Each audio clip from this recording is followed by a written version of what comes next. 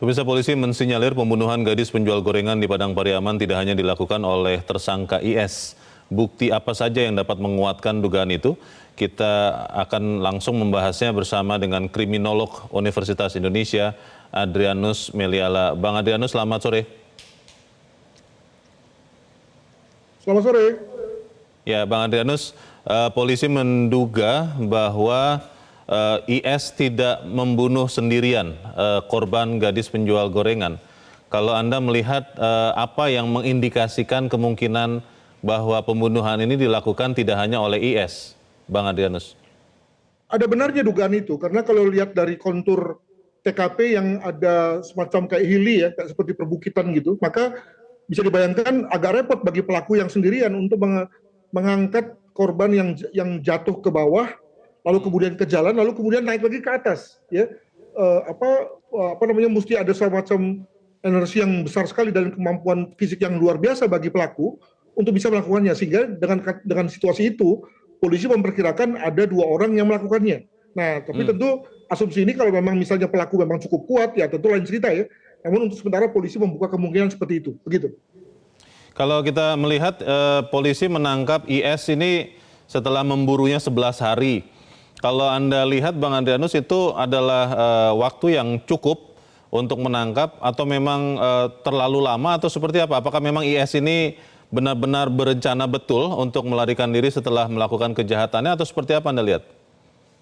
Saya kira lebih kepada ritme biologis ya, bahwa setelah sekian hari yang bersangkutan tentu lapar ya, lapar dan karena tidak memiliki ransum, maka dia akan kembali ke pemukiman, kembali ke rumah di mana dia bisa mendapatkan makanan. Jadi saya kira dalam hal itu juga lalu kemudian polisi sudah menunggu dia ada di pemukiman, jadi tidak lagi mencari di hutan, tapi kemudian menunggunya di pemukiman, dan itu yang terjadi kan, dia ditemukan di rumah, bukan di luar, dengan asumsi bahwa di rumah terdapat makanan yang bisa dia konsumsi, begitu. Ya, informasinya Bang Adrianus, tersangka IS ini sudah sempat merencanakan disebut-sebut 3 kali sebetulnya untuk melakukan kejahatannya ini, untuk melakukan pemerkosaan, kemudian ujungnya pembunuhan. Kalau Anda lihat, apa yang membuatnya tetap kemudian melaksanakan niat jahatnya ini, Bang?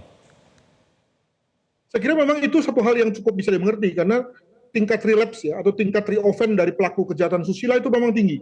Ya, makanya kemudian kalau dia sudah keluar dari pidana, lalu kemudian tidak dipindahkan dari lingkungannya, hampir pasti dia akan melakukannya. Nah, maka ini adalah semacam konfirmasi saja, dan lalu menjadikan semacam pembelajaran bagi kita untuk berhati-hati terhadap pelaku tidak pidana susila. Walaupun dia sudah menjalani pidana, maka dia bisa saja kemudian akan kembali mengulangi. Demikian. Ini menjadi peristiwa pemerkosaan dan diiringi dengan pembunuhan yang kesekian kalinya, Bang Adrianus. Kalau kita melihat di tahun 2022 sebetulnya Republik ini sudah punya Undang-Undang Nomor 12 tentang tindak pidana kekerasan seksual. Tadinya saya berpikir bahwa undang-undang itu akan bisa menekan kejahatan seksual yang apalagi ditambahi dengan pembunuhan. Kalau Anda lihat peristiwa di Sumatera Barat ini, apakah memang artinya sekian pemerkosa dan pembunuh itu memang tidak pernah jera, tidak pernah dihukum berat, sampai kemudian ada kasus-kasus serupa terjadi lagi, Bang? Yang jelas bahwa memang pemerkosaan bukan suatu hukuman kapital ya, dengan kata lain yang diancam hukuman mati.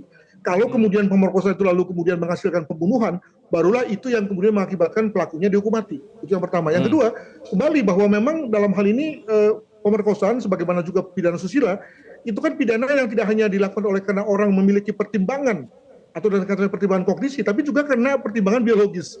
Hal mana kemudian nggak bisa lagi diajari, nggak bisa lagi ditakut-takuti oleh sanksi. Ya, makanya kemudian lalu orang berusaha untuk hati-hati terhadap mereka, karena tadi mereka orang yang terbiasa mengikuti kata hati biologisnya dengan cara memaksa. Nah, itulah yang sebetulnya menyebabkan pemerkosaan, molester, pelecehan seksual itu selalu menjadi susah untuk kemudian hanya didekati dengan hukum saja. Begitu. Jadi kalau Anda lihat ada 2 hal di sini. Kita masih menunggu apakah ada tersangka lain. Lalu yang kedua, kalau saya berpikir sebetulnya apa sih harapannya kemudian tersangka ini dijatuhi hukuman seperti apa supaya jera ini, Bang Adrianus? Saya kira bagi yang bersangkutan dengan pasal 338 itu kan 20 tahun tuh, ya. Pasti jera. Tapi yang penting adalah bahwa bagaimana ini menjadi satu pembelajaran bagi yang lain untuk tidak melakukan hal yang sama, tidak melihat orang yang lewat di jalan sepi sebagai objek, tidak melihat perempuan sebagai objek, ya, yang lalu kemudian menjadikan tadi ya banyak perempuan takut ya saat bertemu dengan orang lain, saat lewat di jalan sepi, itu kan satu hal yang tidak baik ya secara kemasyarakatan. Begitu. Kalau kemudian tersangka ternyata tidak dihukum seberat mungkin, Bang, seperti harapan masyarakat, apakah ada kemungkinan bahwa kejahatan serupa akan terjadi lagi, Bang Adrianus? Tentu, tapi juga jangan lupa ya bahwa kalau lihat dari segi persentase, maka sebetulnya Indonesia masih lebih aman ya dari banyak negara berkembang lainnya terkait dengan pemerkosaan. Kita bicara mengenai angka pemerkosaan yang kalau nggak salah sekitar 250 kasus serius ya per tahun gitu. Itu kan tentu kecil sekali ya dibandingkan dengan total jumlah wanita misalnya. Saya tidak mengatakan bahwa lalu kemudian tidak serius, tapi minimal dari segi agregat sebetulnya kita cukup aman ya dibanding dengan negara India misalnya, itu kan negara yang mengerikan tuh dari segi perkosaan bagi wanita gitu ya. Demikian Pak. Iya.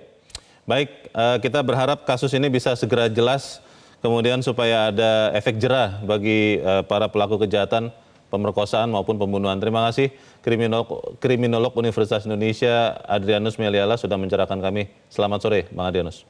Jelajahi cara baru mendapatkan informasi. Download Metro TV Extend sekarang.